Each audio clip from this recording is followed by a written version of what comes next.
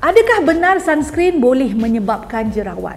Saya cakap begini kerana memang ada pengalaman mereka yang tumbuh jerawat pada mukanya setelah menggunakan sunscreen. Memang ada, ya. Namun ini saya nak bagi tahu juga, tak patutlah seseorang tu menjadikan pengalaman ini orang lain lah kan.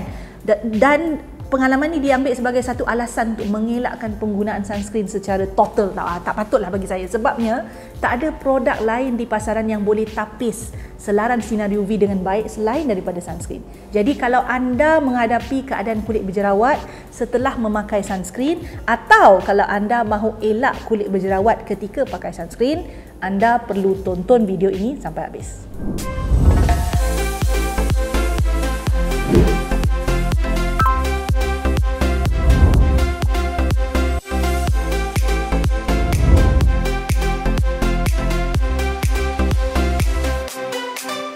Hai Glowy Girls, hai Glowy Guys. Okey, dalam video ini saya mahu fokus kepada dua perkara. Pertama, disebabkan kita berbincang tentang jerawat, kita perlu faham terlebih dahulu bagaimana jerawat ini terbentuk disebabkan sunscreen ini.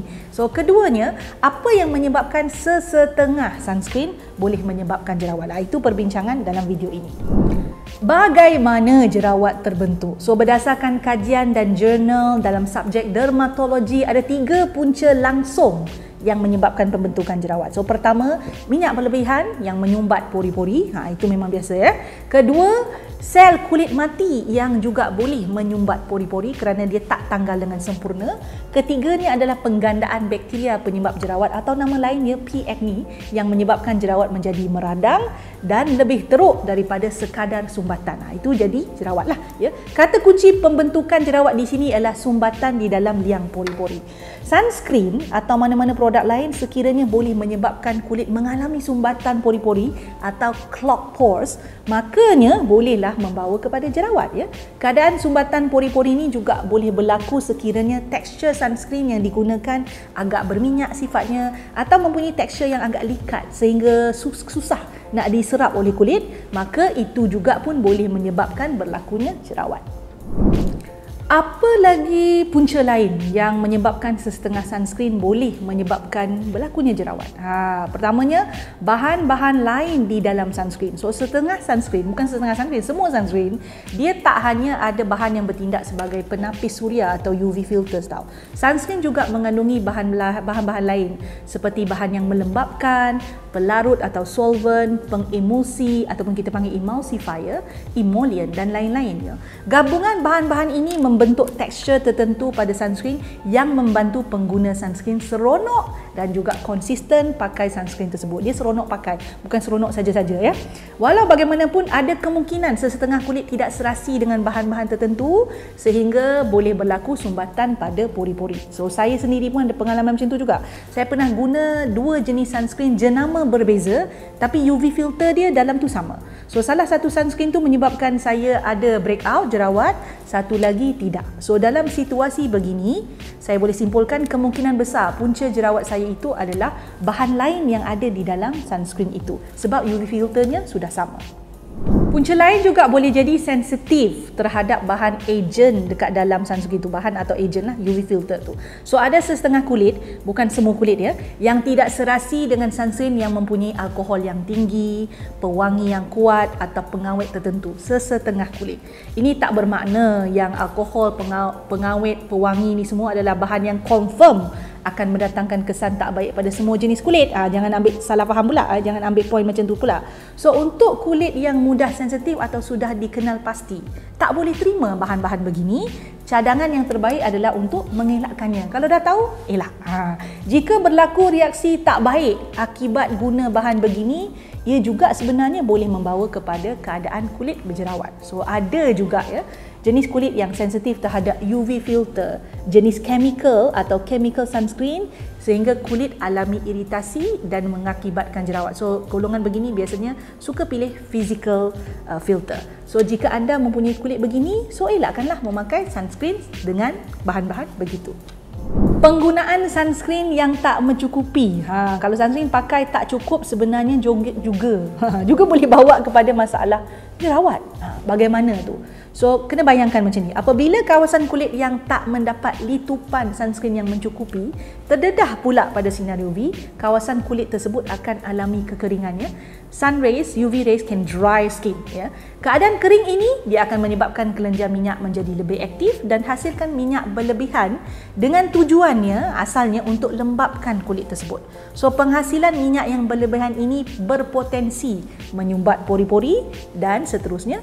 Kalau sumbat, sebabkan jerawat. So, pendedahan kepada sinar UV pada kawasan yang tidak mencukupi litupan sunscreen juga boleh menyebabkan sel kulit pada kawasan tersebut, sel kulit mati pada kawasan tersebut mengering dan mengeras. So, apabila sel kulit mati ini menjadi kering dan keras, ia sukar tanggal daripada kulit dan berpotensi menyebabkan sumbatan yang menyebabkan jerawat.